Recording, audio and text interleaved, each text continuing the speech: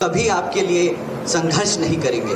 साथियों, वो तो इतने बड़े धोखेबाज हैं। आप लोगों ने देखा होगा किस तरह लोकसभा में कांग्रेस के सभी नेता संविधान की किताब लेकर घूम रहे थे, गलियों में गलियारों में घूम रहे थे और बता रहे थे कि भाई आप हमें वोट दीजिए, हम आपके संविधान को बचाने का काम करेंगे, हम आपके आरक्षण को बचाने का काम करेंगे। परंतु अभी एक सुप्रीम कोर्ट जी का ऑनरेबल सुप्रीम कोर्ट का एक जजमेंट आया सब कास्ट कैटेगराइजेशन के ऊपर। साथियों, उस जजमेंट को पास होने से पहले ऑनरेबल सुप्रीम कोर्ट ने सब सरकार से, सब बड़ी पार्टियों से ओपिनियन लिया था कि भाई ये जो हम डिसीजन देने वाले हैं, क्या इसमें आपकी सहमति है कि नहीं है।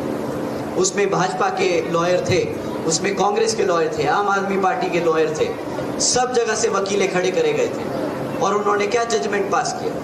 उन्होंने ये जजमेंट पास किया कि अब आने वाले समय में जो सत्ता में बैठी राज्य की सरकारें हैं, वो अपनी मन मर्जी से SC ST समाज के लोगों को अपनी मन मर्जी से आरक्षण की सुविधा दे सकती है और छीन भी सकती है, ये कहकर कि भाई ये लोग, ये समाज, ये जाति पैसे से संपन्न है तो इनको अब आरक्षण की जरूरत है। साथियों, ये पहला कदम उठाया है भाजपा और कांग्रेस ने मिलकर हमारे समाज से हमारा आरक्षण छीनने के लिए।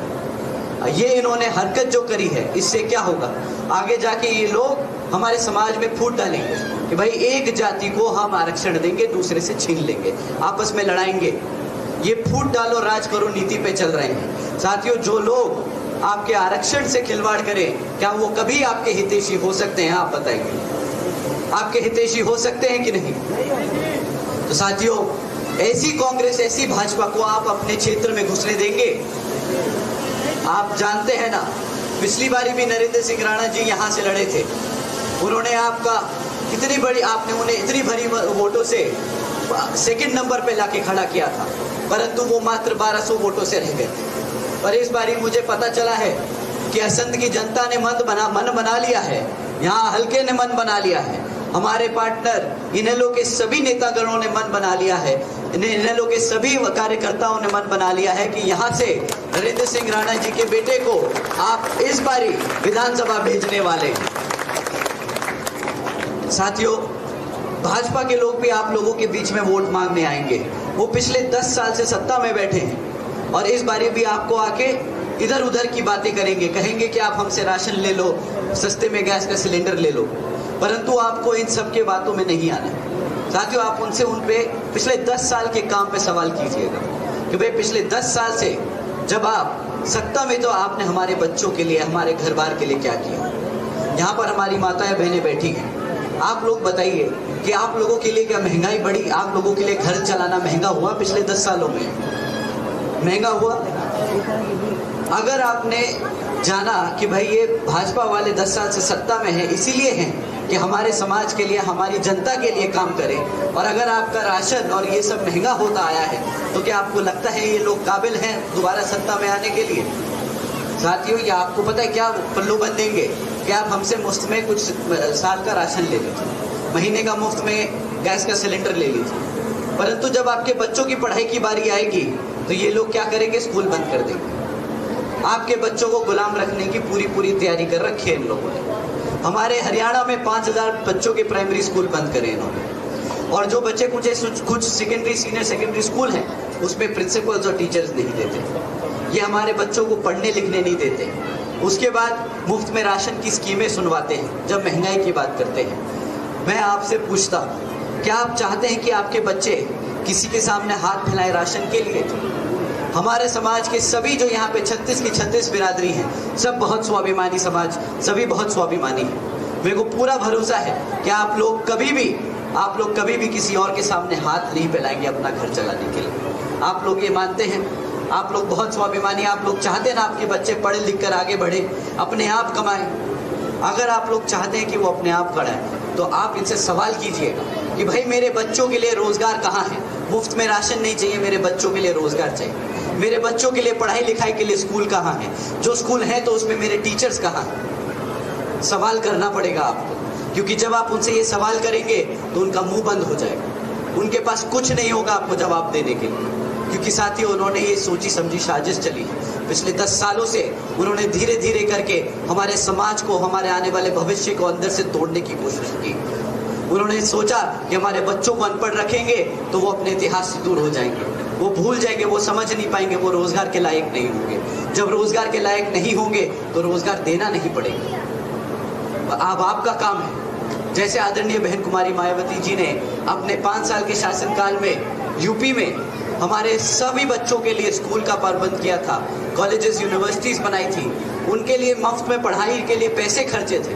आप जानते हैं सावित्रीबाई फूले बालिका आशीर्वाद योजना चलाई थी बहन जी ने।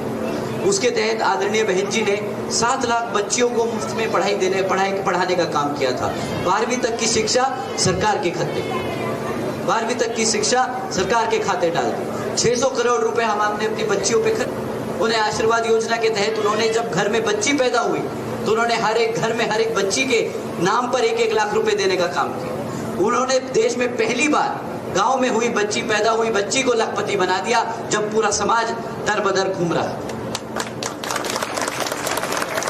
साथियों, एक तरफ आदरणीय बहन जी और आदरणीय ओम प्रकाश चौटाला जी की सरकार रही है, जिसमें उन्होंने किसानों का ध्यान रखा, उन्होंने गन्ना खरीदी के दाम दुगने करे थे, उन्होंने अपने किसान भाइयों के लिए संघर्ष किया, उन्होंने अपने दबले कुचले समाजों के लिए संघर्ष किया है। दूसरी तरफ ये कांग्रेस और भाजपा है जो मौका ढूंढती है, किसी भी तरह कोई भी मौका नहीं छोड़ती जिससे हमारा समाज टूट जाए, बट जाए, हमारे बच्चे कमजोर पड़ जाए, हमें हमेशा गुलाम बना के। साथियों, आप लोगों से दरखास्त है कि अगर आप लोग चाहते हैं कि आपके बच्चों का भविष्य सुरक्षित रहे, अगर आप चाहते हैं कि आपके बच्चे पढ़ लिख कर आगे बढ़े, तो मैं आप लोगों से हाथ जोड़ के विनती करता हूं कि आज इस बारी 5 तारीख को जब आप वोट डालने जाएं तो आप अपने यहाँ बेटे गोपाल सिंह राणा को उनके फादर नरेंद्र सिंह राणा के आशीर्वाद से मिला ये टिकट, आप उनको वोट डालकर हाथी के सामने वाला चुनाव चिन्ह बटन दबाएं और उन्हें यहाँ से विधानसभा भेजने का काम करें।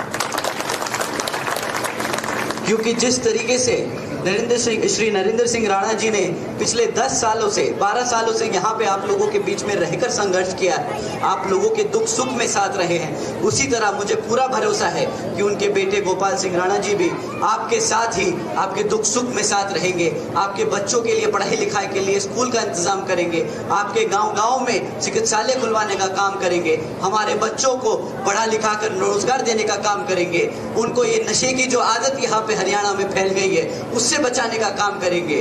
साथियों, अगर आप अपने बच्चों के लिए, अपने लिए एक अच्छा भविष्य चाहते हैं तो इस बारी आप इनेलो बसपा गठबंधन को समर्थन दें। इस बारी आप आने वाली 5 तारीख को हाथी के सामने वाला बटन दबाएं और यहाँ पर श्री गोपाल सिंह राणा जी को विधानसभा भेजने का काम करें। आप लोगों से ये मेरी खास अपील और आदरणीय बहन कुमारी मायावती जी की ओर से भी और श्री अभय सिंह चौटाला जी की ओर से भी ये खास अपील है।